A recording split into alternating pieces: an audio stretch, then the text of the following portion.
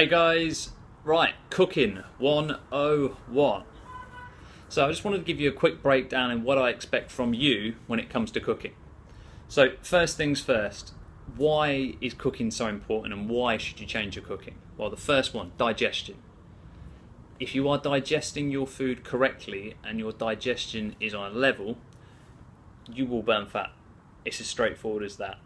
However, the problems you will find at the moment, if your food does not agree with your digestion, you will find that the bacteria in your stomach is going to be all out of whack, and let alone feeling rubbish, your body's definitely not going to help you with fat burning. So get your digestion right, your body will thank you for it.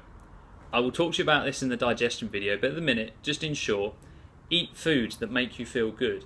You shouldn't be having any gas or any gurgling in your stomach or other things happening after you've eaten. If you are burping after your food, it is not for you. I know it sounds crazy, but you will spot it. Look for it.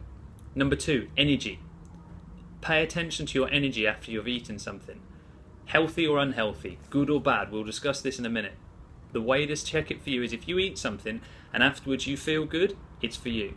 If you eat something and after it you feel like a nap, come on, that's not what we're after. Pay attention to it, list it, take this seriously, and again, your body will thank you for it. Next thing, so digestion. When you're eating and your digestion's kicking off, the bounce back of what's happening down in your stomach is crucial, so we've got to start to try and heal the gut. In short, for now, try and make sure everything in your diet either runs, swims, flies, or grows out of the ground or down off a tree, etc. All I'm trying to say in short is keep it natural, keep it whole foods, and keep it away from being processed. What does processed mean? Something that's been taken down the line to become what it is versus eaten at the source. So keep it from source. Don't go through the process of losing all that nutrients, because then your gut has to deal with all that digestion. And if it gets tired, guess who's going to feel crap and tired? And finally, body fat. How do we release body fat? Well, first off, all of those aspects I've just said have to be in line. Secondly, body fat is released when your body decides that it's safe and a good idea to, which it doesn't really often do. The only way to do it at the moment is to make sure what you're eating is full of the right kind of nutrients, and is making sure that you're supporting your body to release that body fat. I'll talk about that when I talk to you about oils in a second. Right. What don't do when you're cooking? Don't get caught up in good and bad food. I hear a lot from clients, "Oh Ben, is this good for me? Is this bad?" Well, my answer to that is neither. You can eat broccoli and it'd be bad for you. If it's not right for your digestion, it's not right for you. Look a bit deeper. Get yourself starting to read ingredients. It's as straightforward as this. If you read it and you don't know what it is, Google it. If you don't like the sound of it, it shouldn't be in your diet. It's that straightforward. But we'll talk about that a bit more in the ingredients portion video. But the main thing is keep it natural. If it came out of the ground, eat it. If it runs, eat it. If it swims, eat it. If it flies, eat it. I'm trying to make this annoying so you remember, but you understand what I'm saying. Keep it whole from the source. Your body will digest it quicker. Okay, so when I'm cooking, I set myself an optimum time limit of around about 20 minutes. 20 minutes minimum. Okay, so 20 minutes maximum. I don't want to be cooking any longer than 20 minutes, because when I'm cooking, I'm hungry. Don't feel like you have to spend hours in the kitchen cooking when it comes to healthy food. It should be quick, it should be convenient. One thing I will say is don't be scared to put a bit of time in making a bit of preparation to get it in the long run. Example, batch cooking. Batch cooking is another thing I'll talk to you about very quickly. If you are batch cooking and what you're doing is making a big amount of food, whether it be a chili or some muffins or something like that, it's okay to put 30-40 minutes in, because then, especially muffins, if you're making 12 muffins or something like that, with the right ingredients of course, you've got a potentially 12 days of food there. So it's okay to put a bit of effort in at the start to get the payoff in the long run. But if you're just cooking a meal, make it quick. And the way to do that is plan, follow a recipe, and most importantly, perfect 3 recipes, no more. Stick to 3 and then up it to 6, but do not try and make loads of new things. I start with one thing and I mastered that. I'm the best chili maker you'll ever see now. Then I moved on to other things.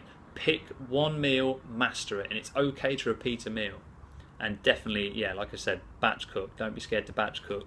My favourite batch cooks that I do at the moment are chilies, spaghetti bolognese and pancakes. They're my favourites. A chili, I'll make a chili that will last me for around about a week, 2 weeks. It's okay to reheat, it doesn't cause me any bother, but most importantly, it's quick. Secondly, spaghetti bolognese. Again, I'll just turn a courgette into some spaghetti. The mince is already there. That will keep for a week, 2 weeks. It takes me 10 minutes when I get in to bang it in the microwave and do the courgette. Job done. My energy levels will be up because my food is great, so I won't get in and be knackered. Remember that. The reason you are feeling like that when you come home from work at the minute is not because you're lazy, it's because your gut is not helping. Finally, pancakes. Great one in the morning. Have the batter already made. It will take about 15 minutes max to make the batter, and then when you wake up the next morning, bang it in a hot pan with some butter or with some kind of coconut oil or something like that. You're away. Okay, that brings me to my next one. Oils. What to cook with. So cooking methods I prefer and I would like you to use: grill, boil, fry, steam. Those are my main methods that I use. When you're grilling, don't be scared to get it cooked quickly, turn the heat up, and just be smart. If you like stuff a bit more well cooked, leave it on a bit longer. If you don't, have it as raw as possible. Boiling. Don't boil it until it's a mush. Boil it as much as you to taste, but then have it. The more nutrients, the better. Frying. When I'm frying, my favourite oils to use, my top 3 oils: coconut oils, number 1. Some type of butter or dripping, number 2. Yeah, it's a dripping. Don't worry. If it's natural, your body will process it, but be smart. My size of dripping that I would normally use would be like a 2p piece. Same with butter. But listen to your gut on that one. If dairy's not your thing, go with that. And third and final one, mine would be avocado oil. All of these you can find in typical supermarkets. They're cheap, believe it or not, and they will last you a hell of a lot longer than your typical cooking things. Please do not cook with vegetable oil, sesame seed oil, nut oil, and try to only use olive oil, extra virgin and cold pressed raw. Don't cook with it. Okay, final things. What should I be doing with a social life when it comes to cooking? If you go out to a restaurant, if your friends are coming round, you don't have to feed them birdseed and skinless chicken. Make sure your food is flavourful, make sure your food is whole, and most importantly, enjoy your food. If you are out and about, have that dessert. You just don't have to finish the whole thing. And finally, be smart with your food. Listen to your body. You don't have to finish that plate if you don't feel like you need to. Have your scoops of ice cream, eat one, offer the rest out. Listen to your body. Good luck, happy cooking.